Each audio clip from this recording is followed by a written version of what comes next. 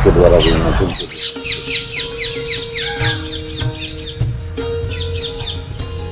जो 5 तत्व हैं उनका, जल, पृथ्वी, पावक, गगन, समीरा।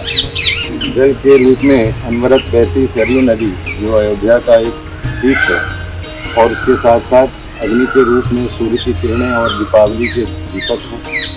पृथ्वी और जो पूरे वातावरण को इसमें पूरे पंचतत्व मुद्रण में अयोध्या से लाई गई मिट्टी का सम्मिश्रण है, सरयू के जल का है, और चंदन की जो एक सुगंध है वो भी इसमें से ब्लेंड की गई है स्पेशल तरीके से इसकी प्रिंटिंग में।